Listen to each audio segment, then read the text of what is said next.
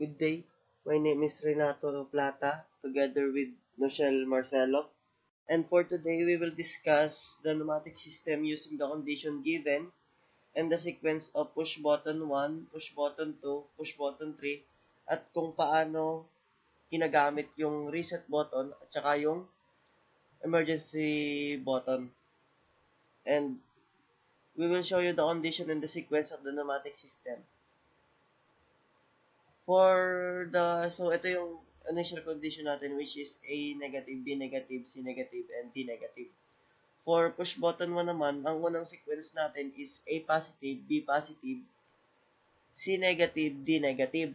Second sequence is B negative, C positive.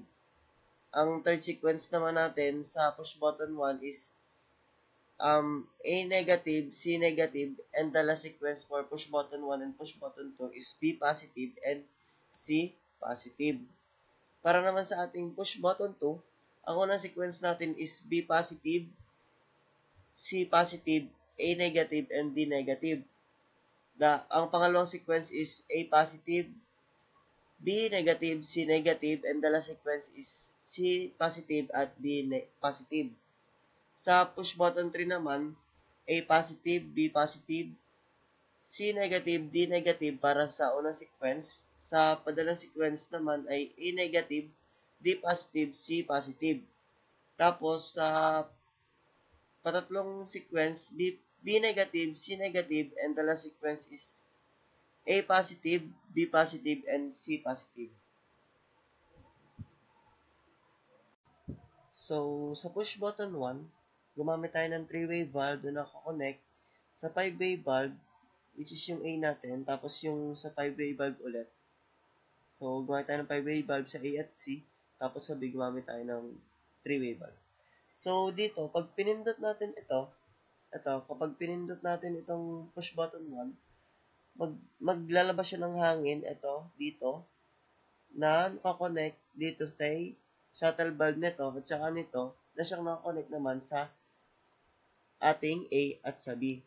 So, after makapag-produce ng hangin itong dalawa, makatanggap ng hangin, agad namang maglalabas ng hangin si B,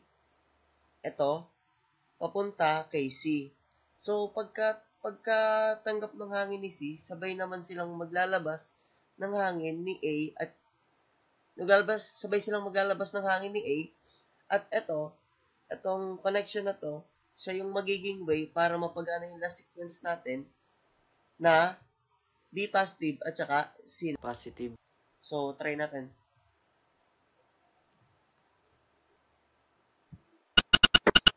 A positive. So, ayun. Yan. So, gumana naman siya. Maayos naman yung sequence natin. So, ang huling nangyari sequence natin ito. Yan.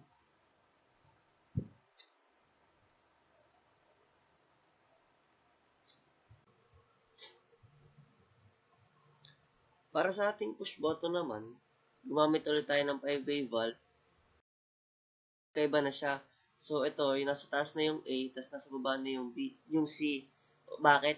Kasi, sa sequence ng push button 2, si B at si C yung unang magpuproduce or makakatanggap ng hangin. Hindi pa siya puproduce. Makakatanggap ng hangin. So, etong connection na to, kapag binuksan natin to, papasok yung connection dito, yan, na siyang magko-connect na papunta dito kay, dito, papunta kay letter C, ito naman, kita naman dito, tapos, etong, next na to, yung line na yan, papunta kay letter B. So, kapag pumasok yung hangin dyan, kapag binuksan natin to, papasok yung hangin at makakapagbigay siya ng hangin kay B at kay C. Next naman, para mabawasan or lumabas yung hangin kay B at kay C, kasi yun yung sunod na sequence B negative, C negative, tapos papasok yung hangin dito kay A. Para makalabas yung hangin dito, kay B at saka kay C, gumamit tayo ng valve na siyang makakapaglabas ng hangin ito, yan. Nakakonect siya dito sa, automatically, na nakakonect dito sa valve. Yan. Lalabas siya dito. Yan. Labas siya dyan, dyan, dyan. Yan. Dito naman sa C. Yan. Automatically, nakakonect siya dito sa valve na maglalabas siya ng hangin. Dito.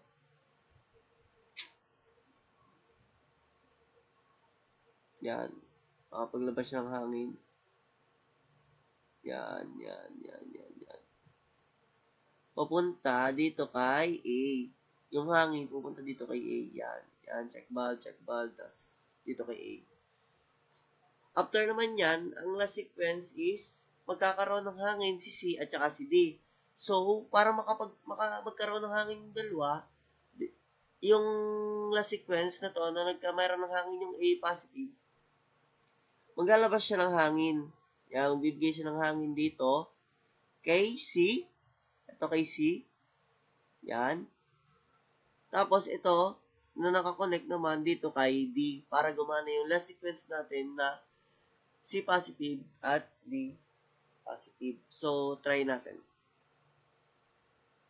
Yan. Pindutin natin si A. Ay, si push button 2. Yan. So, yan. So, maayos naman yung pag-actuate niya.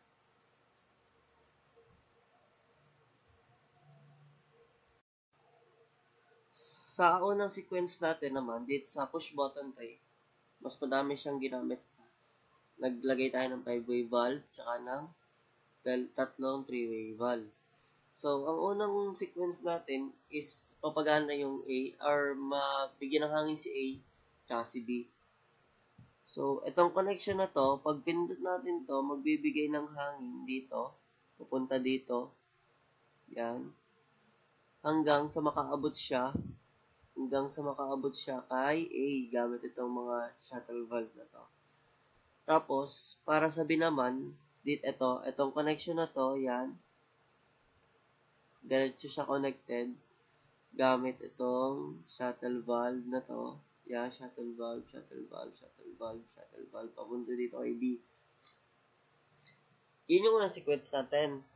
After ng sequence naman, ng sequence na to, ang mangyayaring sequence na sunod is maglalabas ng hangin si A, yan, at magkakaroon ng hangin si C at saka si D. So, paano yon? Ito, pag maglalabas siya ng hangin, ito, connected siya dito, yan, connected itong hangin nito dito, connected siya kay C, tsaka kay D. Yun yung sequence natin.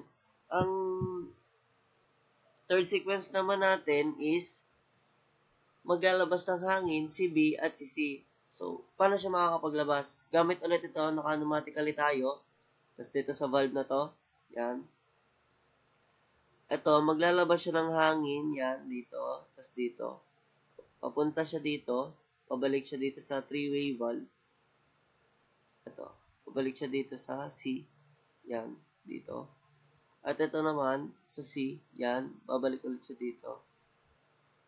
Yan, dito. Yan. Dito. Yan. Dito, yan. Na, magkakonect sila dito maglalabas sila parehas ng air ni B na papunta dito. And yung last sequence naman natin is para makatanggap ulit ng hangin si A, tas si B at si C. So, yan dito. Yan. Makapaglabas ng hangin. So, try natin.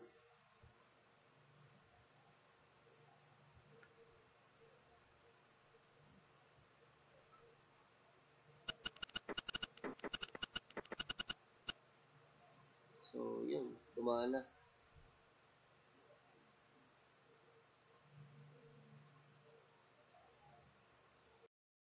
So after we have set up the circuit and connections for the PB1, 2, and 3, we will now install our reset and emergency buttons. The reset buttons will be used to revert the circuit back to its original or initial connections if needed. For example, we have here the PB1, 2, and 3. And I will do the simulation one by one.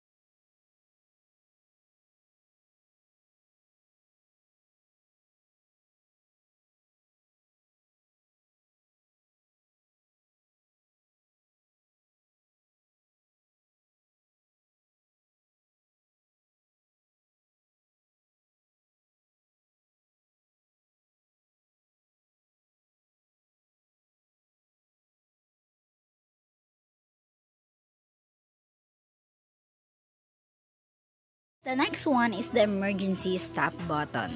So when it comes to the emergency stop button, we will use it in case of urgent situations like we were in the field to shut down or stop all the flow in the circuit even if we are in the middle of process. So once the emergency stop button is pressed, regardless of where or what the process is ongoing, they will all stop working like this.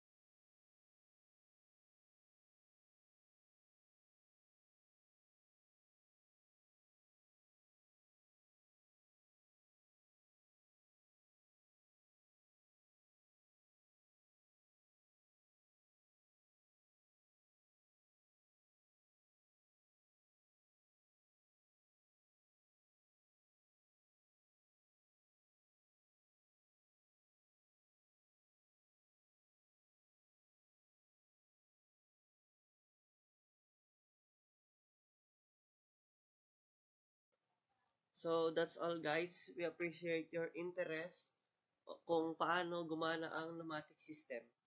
At sana meron kayong natutunan sa pagdi-discuss namin ni Noshel.